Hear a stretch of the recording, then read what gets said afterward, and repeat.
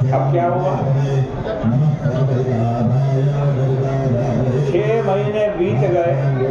दरिद्रा के साथ रहते रहते उद्दालक ऋषि का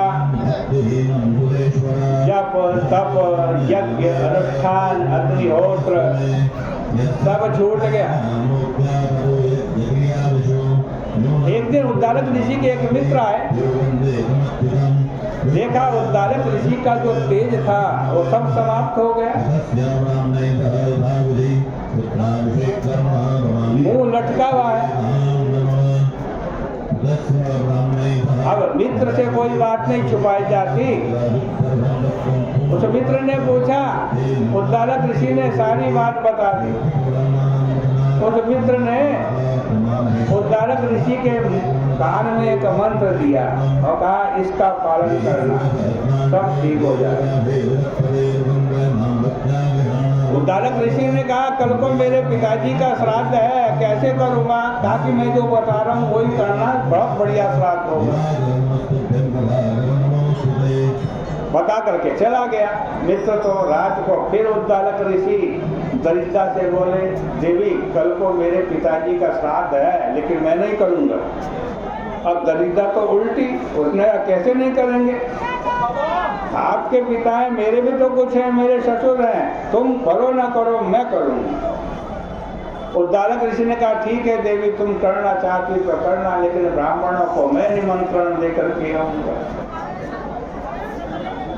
कौन से ब्राह्मणों को निमंत्रण दोगे मुझे बताओ? उन्होंने कहा जो अंधा है, लूला है, लंगड़ा है, मूर्ख है, ऐसे ब्राह्मणों को मैं कल श्राद्ध में बुलाऊंगा। दरिद्रा ने कहा तुम घर बैठे रहना, मैं स्वयं निमंत्रण देकर के आऊंगा।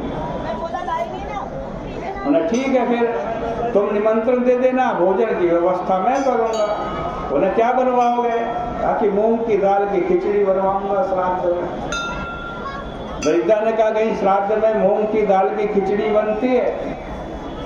तुम चुप बैठे रहना, मैं बनवाऊंगी भोजन, पकवान बनाऊंगी, मिष्ठान बनवाऊंगी, खीर बनाऊंगी।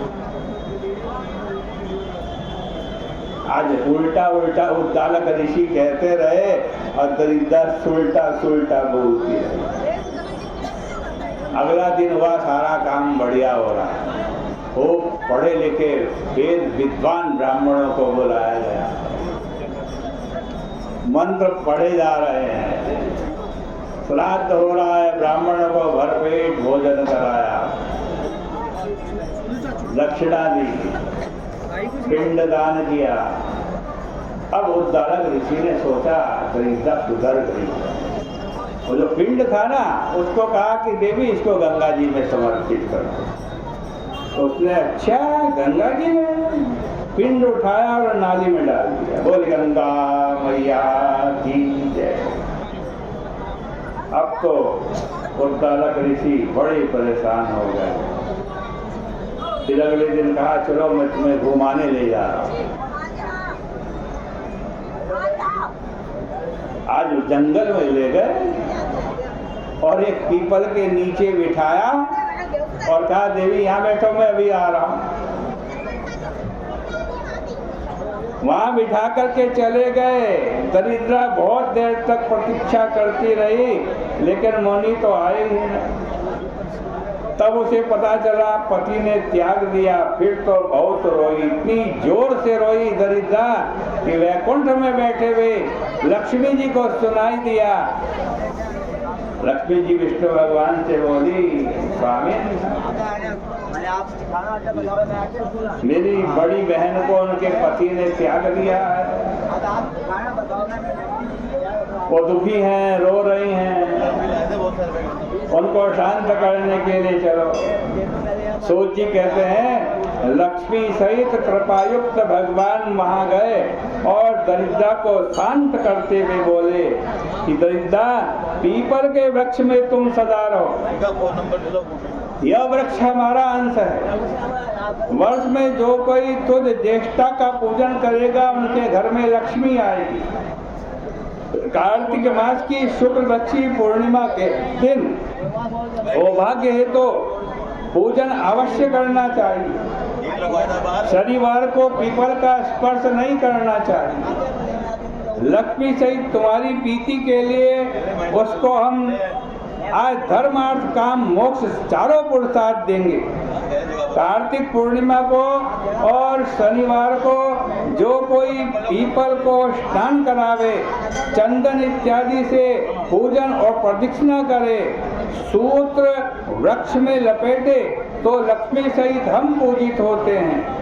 शनिवार के दिन पीपल का स्पर्श और पूजन करे और दूसरे दिन रविवार को न स्पर्श करे न पूजन करे, नहीं तो मनुष्य दरिद्री हो जाता है।